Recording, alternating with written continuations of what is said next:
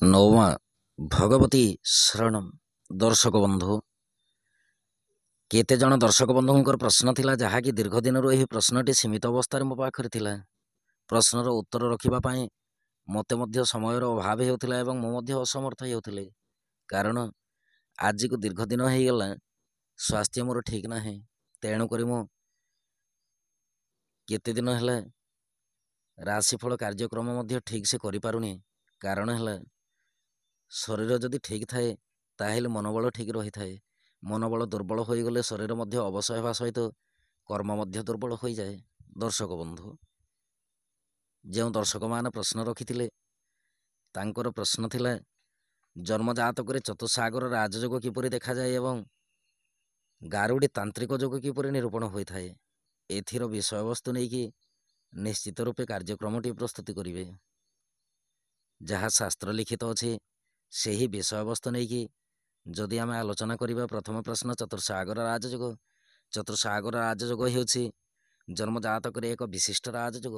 ଦର୍ଶକ ବନ୍ଧୁ, ଜ୍ୟୋତିଷ ଶାସ୍ତ୍ର କହେ କର୍କଟୀୟ ମକରେ ମେଷେ ତୁଳାୟାମ୍ ଗ୍ରହ ସଂସ୍ଥିତେ ଚତୁଃସାଗର ଯୋଗାୟାମ୍ ରାଜ୍ୟକ କନକ କୋଶକୃତ୍। କହିବାର ଅର୍ଥ ହେଲା, ଜନ୍ମଜାତକରେ 4ଟି କେନ୍ଦ୍ର ରହିଥାଏ, ଯାହାକି ପ୍ରଥମ, ଚତୁର୍ଥ, ସପ୍ତମ ଏବଂ ଦଶମ କେନ୍ଦ୍ର। ଯଦି ପ୍ରଥମ କେନ୍ଦ୍ର ମେଷ ରାଶି ହୁଏ, ଦ୍ୱିତୀୟ କେନ୍ଦ୍ର ହେଉଛି କର୍କଟ ରାଶି, ତୃତୀୟ କେନ୍ଦ୍ର ହେଉଛି ତୁଳା ରାଶି ଏବଂ ଚତୁର୍ଥ କେନ୍ଦ୍ର ସ୍ଥାନ ହେଉଛି ମକର ରାଶି।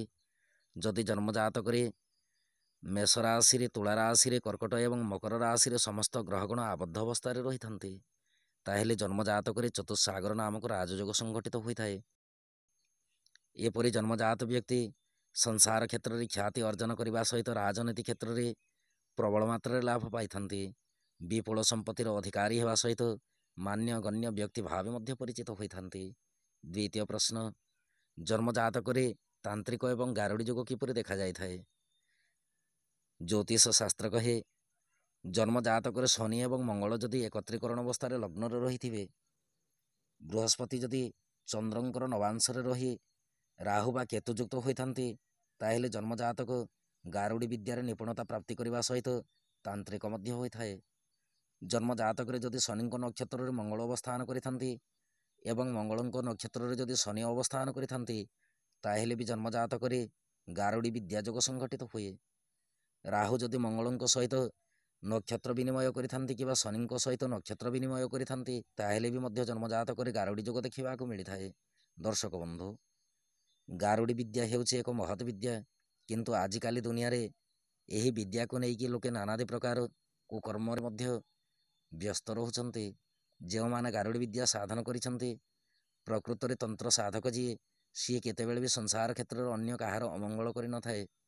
ସଂସାର କ୍ଷେତ୍ରର ମଙ୍ଗଳ କରିବା ପାଇଁ ସେହି ଗାରୁଡ଼ି ବିଦ୍ୟାକୁ ନିଜେ ପଠନ କରିକି କର୍ମରେ ଲଗାଇବା କଥା। କାହିଁକି ନା ମଣିଷ ଯଦି ସତ୍କର୍ମ କରେ, ସତ୍ମାର୍ଗରେ ତା ପାଖକୁ ଅର୍ଥ ଆସିଥାଏ। ମଣିଷ ଯଦି ଅସତ୍ ମାର୍ଗରେ କର୍ମ ନିର୍ଣ୍ଣୟ କରେ ଏବଂ ଅସତ୍ ମାର୍ଗରେ କର୍ମ ନିର୍ବାହ କରେ, ତାହେଲେ ସାଂଘାତିକ ପୀଡ଼ାରେ ମଧ୍ୟ ପୀଡ଼ିତ ହୋଇଥାଏ।